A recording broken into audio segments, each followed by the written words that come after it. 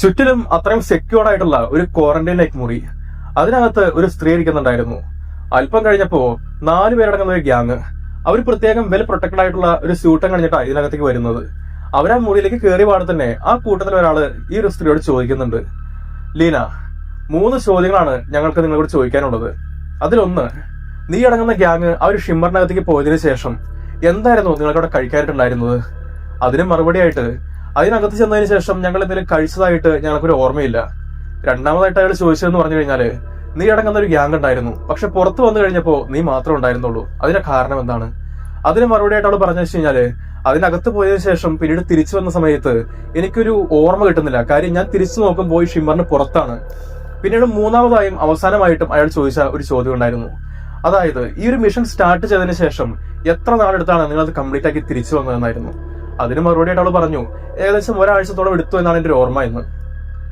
എന്നാൽ അതിന് മറുപടിയായിട്ട് അയാൾ പറഞ്ഞെന്താന്ന് വെച്ച് കഴിഞ്ഞാല്, ഒരാഴ്ച എന്നുള്ളത് നിന്റെ തോന്നൽ മാത്രമാണ്.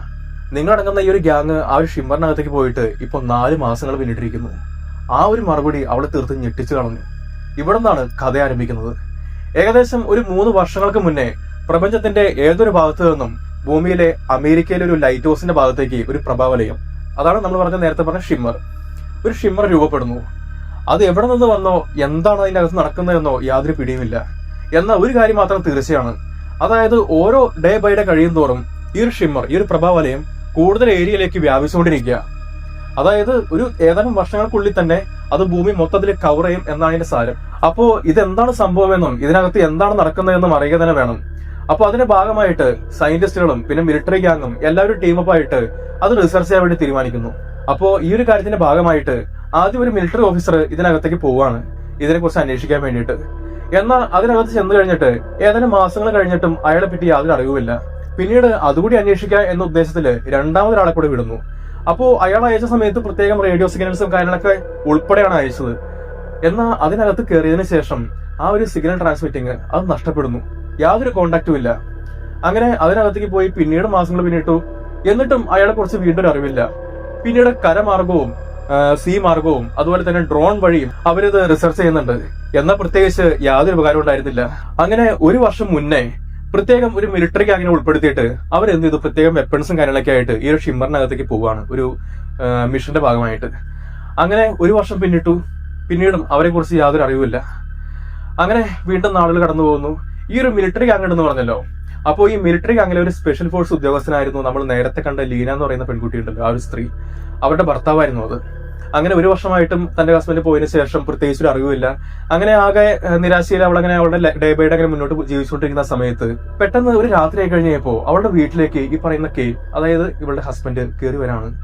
അതായത് യാതൊരു ഐഡിയ ഇല്ല, ഇത്രയും നാളും യാതൊരു ഐഡിയ ഇല്ല, വേണ്ട രീതിയിലുള്ള എല്ലാ അന്വേഷണവും നടക്കുന്നുണ്ട്. എന്നാൽ എവിടെ നിന്നോ പെട്ടെന്നൊരു ദിവസം അയാൾ പ്രത്യക്ഷപ്പെടാ തന്റെ വീട്ടില്. അത് കണ്ടപാടെ തന്നെ അവളങ്ങ് ഷോക്കാവുന്നുണ്ട്. അവള് ചോദിക്കുന്നുണ്ട്, പക്ഷെ അതിന് തിരിച്ചും മറുപടി ഒന്നും അയാൾ പറയുന്നില്ല. മാത്രമല്ല അയാളുടെ അവസ്ഥ കണ്ട് ആകെ ക്ഷീണം പോലെ തോന്നുന്നതുകൊണ്ട് കുടിക്കാനായിട്ട് കുറച്ച് വെള്ളം കൊടുത്തു. വെള്ളം കൊടുത്തതിന് പിറകെ തന്നെ അയാൾ എന്ത് ചെയ്തു, രക്തഛർദ്ദിക്കുകയാണ്. ആ ഓൺ ദ സ്പോട്ടിൽ തന്നെ കാര്യങ്ങൾ കൂടുതൽ ഗുരുതരമാണെന്ന് മനസ്സിലാക്കിയിട്ട് തന്നെ പ്രത്യേകം ആംബുലൻസ് ഒക്കെ വിളിച്ചിട്ട് കെയിനെ കൊണ്ട് എന്ത് ചെയ്യുന്നു, ലീന ഹോസ്പിറ്റലിലേക്ക് പോവാണ്. എന്നാൽ യാത്രാ മധ്യേ ഒരു ഗ്യാങ് വന്നിട്ട് ഇവരെ എവിടേക്കോ കടത്തിക്കൊണ്ട് പോവുക. പിന്നീട് കണ്ണു തുറക്കുമ്പോൾ ലീന ഒരു ഏരിയ എക്സ് എന്ന് പറയുന്ന ഒരു അൺഡിസ്ക്ലോസ്ഡ് ഏരിയയിലാണ് അവൾ കണ്ണു തുറക്കുന്നത്. നോക്കുമ്പോൾ അവളുടെ ചുറ്റിലും ഒത്തിരി ആൾക്കാരുണ്ട്. മാറി മാറി അവരോട് ചോദിക്കുന്നുണ്ട് എന്താണ് സംഭവിച്ചതെന്നൊക്കെ. എന്നാൽ അവൾക്ക് പ്രത്യേകിച്ചൊന്നും പറയാനായിട്ടില്ല. കാര്യം തന്റെ ഹസ്ബൻഡ് വന്നെങ്കിൽ പോലും എന്തിന് ഒരു അക്ഷരം പോലും കെയിൻ തന്നോട് പറഞ്ഞിട്ടില്ല. അങ്ങനെ കുറച്ച് കഴിഞ്ഞപ്പോൾ ഒരു ഡോക്ടർ ഈ ഒരു മുറിയിലേക്ക് കടന്നവരാണ് വന്നിട്ട് ലീനോട് ഇവർ ചോദിച്ച അതേ ചോദ്യങ്ങൾ വീണ്ടും ആവർത്തിക്കുന്നു. പിന്നീട് ലീന ചോദിക്കുന്നുണ്ട്, അതായത് 1 വർഷത്തിന് മുന്നേ ഈ ഒരു മിലിറ്ററി ഗ്യാങ്ങിനെ ഈ ഒരു മിഷന്റെ പേരിൽ അയച്ചല്ലോ, അത് തനിക്ക് പോലും അറിയില്ല എന്ത് മിഷന്റെ പേരിലാണ് അതിനകത്തേക്ക് അയച്ചെന്നുള്ളത്. അതിനെപ്പറ്റി തന്നോട് പറയാനായിട്ട് പറയാണ്.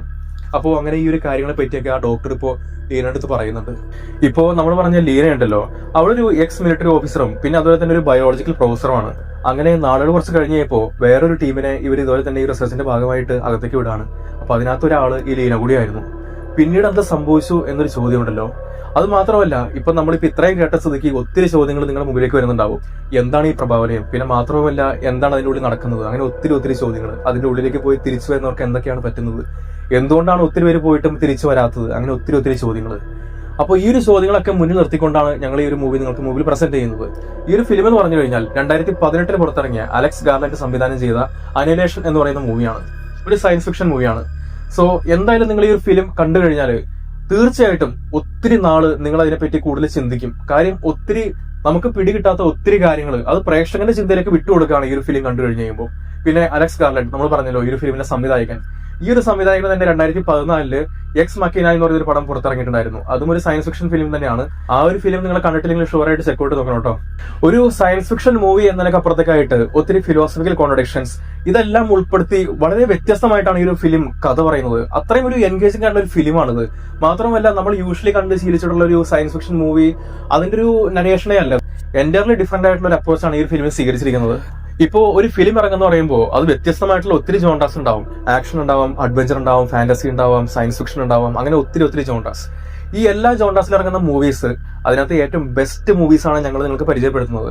അപ്പോൾ ഈ 2-3 ദിവസമായിട്ട് നമ്മളിപ്പോൾ പുതിയ മൂവീസ് നിങ്ങൾക്ക് ഇപ്പോൾ മുമ്പിൽ അവതരിപ്പിക്കുന്നുണ്ട്. അതുപോലെ വളരെ വ്യത്യസ്തമായിട്ട് നിങ്ങൾ എന്തായാലും കണ്ടു കഴിഞ്ഞാൽ ഒത്തിരി കാര്യങ്ങൾ നമുക്ക് പഠിക്കാനുണ്ട്. അതിനേക്കാൾ ഉപരി നമുക്കൊരു ഫിലിം കാണുന്ന ഒരു എക്സ്പീരിയൻസ്, ഇത് രണ്ടും മിക്സ്ഡ് ആയിട്ട് നമുക്ക് ഈ ഒരു ഫിലിം കാണുന്ന സമയത്ത്, ഈ ഒരു ഫിലിം മാത്രമല്ല നമ്മൾ മുന്നേ പരിചയപ്പെടുത്തിയ എല്ലാ മൂവീസും ഇത് തന്നെയാണ് കേട്ടോ. അങ്ങനെ വ്യത്യസ്തമായിട്ടുള്ള നല്ല ബെസ്റ്റ് മൂവീസ് പിക്ക് ചെയ്തിട്ട് നിങ്ങളുടെ മുമ്പിൽ പ്രസന്റ് ചെയ്യാൻ ഞങ്ങൾ.